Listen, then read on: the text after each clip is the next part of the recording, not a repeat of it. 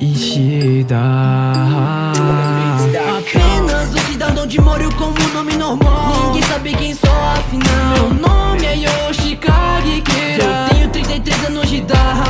Eu vivo uma vida tranquila no nordeste dessa cidade. Eu nunca precisei brigar com alguém, Mas eu não perderia também. entre todos os demais não me destaca.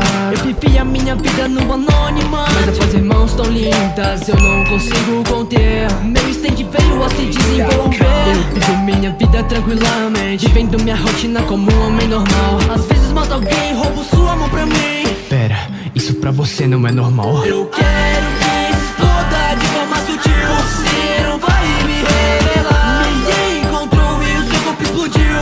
Nem poeira vai restar. E tem uma rotina mais calma que a minha, seguindo esse padrão no dia a dia. Vou viver uma vida tranquila. Eu sou Yoshikage Kira. Eu sou Yoshikage Kira. Uma vida tranquila.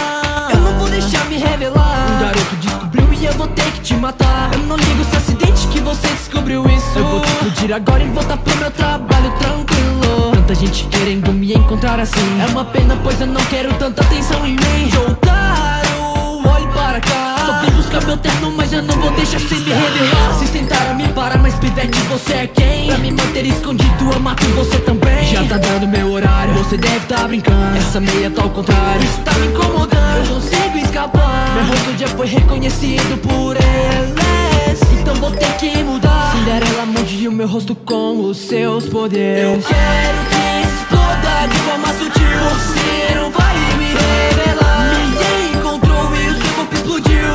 Nem poeira vai restar. E tem uma rotina mais calma que a minha, seguindo esse padrão no dia a dia. Vou viver uma vida tranquila. Eu sou Yoshikage Kira. Eu sou Yoshikage Kira. Uma vida tranquila. Uma nova vida, uma nova família eu encontrei.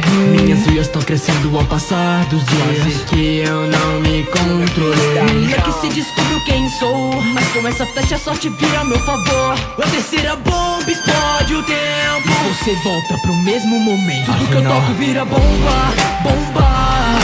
Uma rainha assassina. Eu prefiro viver na sombra, sombra. Uma vida tranquila. Olhe para cá. Quer me revelar, aí todo mundo vai voltar. Uma rainha assassina que não tem como impedir. Yoshikage Kira é garantia que vai explodir. Meu pedido é matar a mulher.